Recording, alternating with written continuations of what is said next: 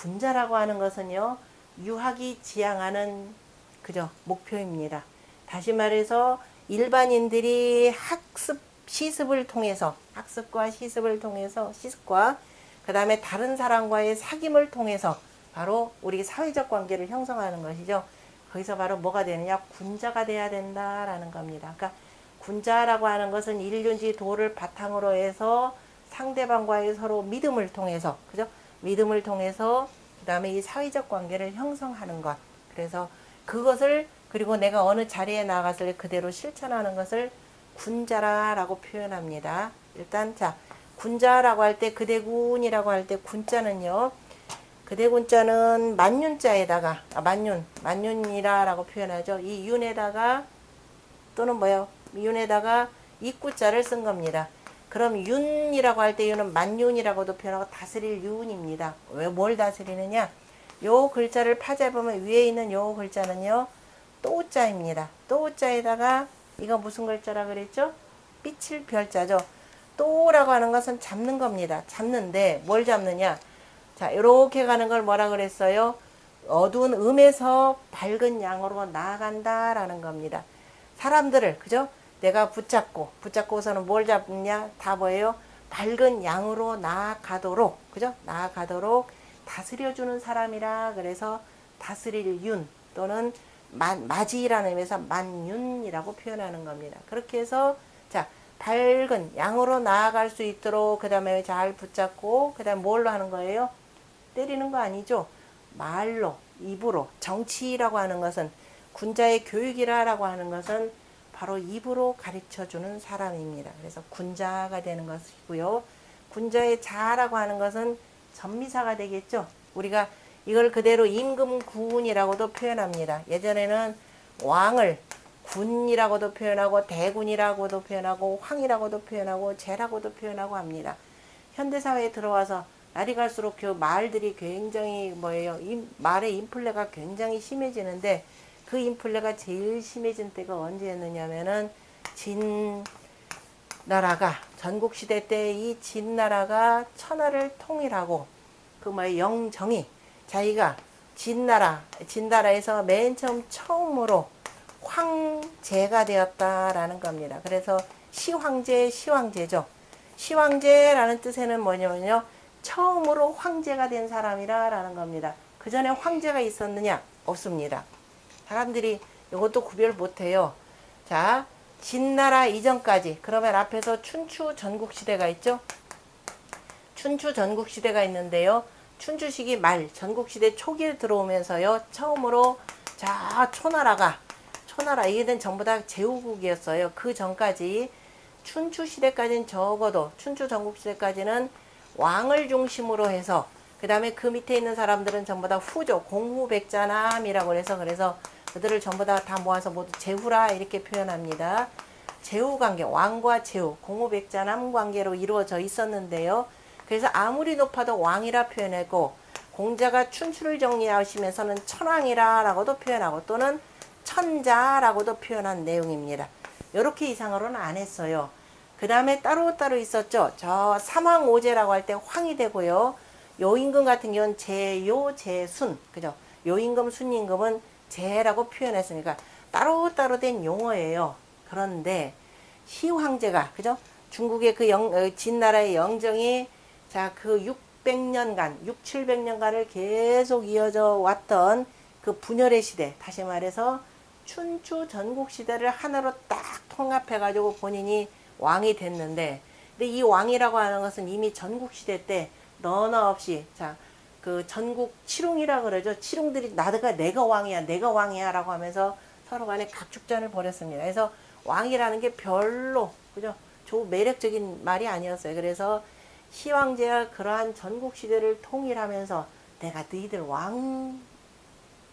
왕보다도 훨씬 높다. 그래서 내가 옛날에 삼왕과 바로 오제, 이들을 다 통틀은 것만큼의 훌륭한 덕과 정치력이 있다. 그래서 뭐예요? 스스로가 시황제라고 붙였습니다. 아주 말 좋죠. 그랬더니 후대에 오는 모든 왕들은 뭐냐? 너나 없이 다 황제 불렀습니다. 그러니까 나머지 제후들도 뭐가 되겠어요? 왕, 뭐 공, 뭐 이런 식으로 해서 다 들어갈 겁니다. 그래서 진나라를 중심으로 해서 쓰이는 왕과 진나라 후대로 들어오면서 쓰이는 왕과의 개념은 전혀 다르다라는 걸 잘 보셔야 됩니다. 이거 구별 못하면은 자, 이 공부의 정확성이 떨어지게 되겠죠. 그리고 어느 정도로 이게 임금을 대표하던 것이 요임금도 군이라 표현했고 순임금도 군이라 표현했고 왕들도 다 필요한 군께서는 이렇게 표현했는데 그러니 이게 오늘날 어느 날은 그랬죠. 옛날에는. 그 다음에 모든 일반 남성들을 뭐라 그래요? 남성들을 어이 김군, 이군 한동안에 미스터 뭐 어쩌더니 그 다음에 김군, 이군으로 이렇게 말이 격상이 됐습니다. 외형만 격상이 되고 실제는 속은 다 무너진 상태가 되겠죠. 거기다가 자를 붙이면요. 전미사 자인데 여기서는 상대방을 높이는 말이죠.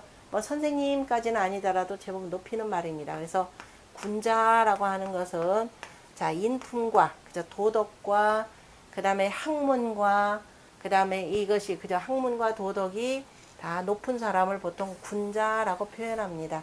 이 군자라는 말이 바로 얼마 전까지만 하더라도 대단히 많이 쓰였는데 이른바 서구 학문이 들어오면서 군자라는 말은 철저하게 무너지고 말았습니다.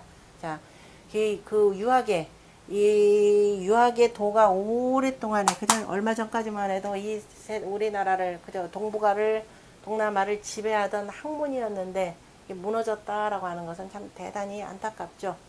자, 그래서 또한 그 논어를 공부한다라고 하는 것은 결국은 뭐냐? 끝까지 가서 군자가 되기 위한 학문입니다. 군자가 되기 위한 학문인데 공자가 공연히 끄집어낸 건 아니에요. 우리가 요즘에 사서 삼경이라 그래서 삼경은 시서 역을 가리키고요. 시경, 서경, 역경.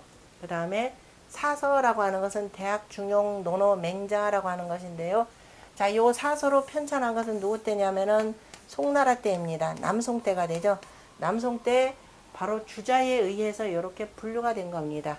대학과 중용은 원래 예기라고 하는 책 속에 들어가 있죠. 공자가 편찬한 예경이라고 하는 책인데요. 그 예경을 내용이 워낙 방대하니까 한나라 때 조금 줄여가지고 그 예기로 편찬했는데요. 그 중에 자 증자 공자의 제자였던 증자가 쓴 바로 대학과 공자의 말씀을 바탕으로 쓴 거죠. 그 다음에 그 증자의 제자이자 공자의 손자였던 자사가 쓴 글이 바로 중용입니다. 글 내용이 워낙 짤막하면서 그저 간결하면서도 우리가 그 역에서 얘기하는 그 군자의 그 요체들이 다 들어가 있어서 이것을 따로 분류해내서 최소한 요거는 공부해야 된다. 그래서 맨 앞으로 이렇게 끌어냈습니다. 옛날에 그 공부하는 사람들은 대학 먼저 공부하고 중용하고 그 다음에 논어하고 맹자해야 된다 그랬는데요. 오늘날 이렇게 공부했다가는 피봅니다. 왜냐? 전혀 기초 공부가 안 된 상태에서 공부하면 굉장히 어려워요. 그래서 차라리 논어를 통해서 이 사서 가운데 제일 먼저 나온 것은 바로 당연히 논어죠. 논어는 공자의 제자들이 정리한 공자사후니까 증자가 돌아가시고 난 뒤에 한 50년쯤 되고 난 뒤에 그러니까 공자사후 한 50년 후에 제자들이 모여서 엮어놓은 책이 논어입니다. 그리고 그다음에 맹자가 나와 그리고 이제 증자 두 번째가 바로 증자가 되겠죠. 첫 번째 그 다음에 증자 대학 세 번째 중용 그 다음에 네 번째 맹자 이렇게 읽어야 이해들이 조금 됩니다. 근데 물론 이거 다 이해하려면은 서와 역을 공부하지 아니하고는 거의 불가합니다. 당연히 물론 시도 공부해야 되겠지만요. 자, 그래서 이 글들에 대학과 중용은 몇 글자 되지도 않아요.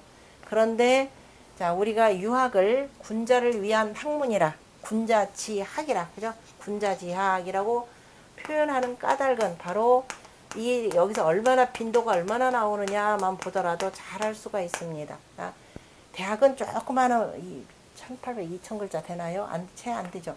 거기서 군자 15번 나오고요. 소인은 별로 언급 안 해요. 부정적인 것들은 잘 언급 안 합니다. 부정적인 걸 언급하기 전에 긍정적인 걸 먼저 가르쳐 주는 게 낫겠죠. 그 다음에 그 중용 얼마 안 되는 글 속에 34번이나 나오고 소인 5번밖에 언급 안 됩니다. 논어라고 하는 것 양이 제법 많죠. 109번에 소인 24번입니다. 맹자 대단히 긴 글이죠. 자, 군자 이렇게나 12번, 소인 14번입니다. 시에 보면은요, 압도적으로 많죠. 내용도 방대한 데다가, 당연히 내용 방대하니까 많습니다. 자, 그런데 그 내용에 비해서는 대학 중용은 굉장히 많이 나오는 거예요. 시에는 186번이 나오는데요. 군자라고 하는 것을 보통 남자로 표현하는데요. 그래서 송나라 때는 별도로 구분하기 위해서 여중군자라고 표현하는데요. 아닙니다. 아니더라도 시에 보면은 여성들도 훌륭한 여성 같으면은 군자라고 표현합니다. 대표적으로 저 주남편에 보면 즐거우신 군자여, 낙지군자여 라고 할 때 바로 그 문왕의 그 부인을 가리키는 말이죠. 그래서 군자라는 것은 두루두루 쓰이고, 그 다음에 여조숙녀는 군자호구라라고 해서 굳이 이제 여성으로 바꾼다 그러면은 여성 군자 그러면 숙녀 개념으로 이렇게 씁니다. 자, 어쨌든 시에 이렇게 압도적으로 나오고요. 의외로 서에는 적습니다. 오히려 소인이 많아요. 왜 그럴까요? 서는 특별한 책입니다. 서는 서경이 되고요. 요순과, 그러니까 하은주 3대 삼왕과, 그 다음에 우리가 흔히 얘기하는 바로 성인으로 일컫는 이분들의 말씀으로 쭉 들어가 있기 때문에 굳이 군자 소인을 굳이 언급하지 않아요. 그죠? 필요에 따라서 살짝 집어넣었을 뿐입니다. 자, 그래서 이분들의 말씀이기 때문에 서에 적다는 것에 대해서는 별로 신경 쓸 필요가 없고요. 중요한 것은 자, 문왕과 그 다음에 주공이 쓰신 글에 주석을 달았던 바로 공자, 십익전이라는 것이죠. 그 공자가 쓰신 글에는요, 군자가 128번, 압도적입니다. 소인 요만큼밖에 안 들어가 있어요. 그래서 주역이라고 하는 것은 군자를 위한, 군자가 이를 써서 그 다음에 세상에 경륜을 펴는 학문이라 그래서 군자 이학이라고도 자, 이렇게 불리워집니다. 그래서 자, 논어라고 하는 것은 기본적으로 군자를 위한 학문이라고 했고,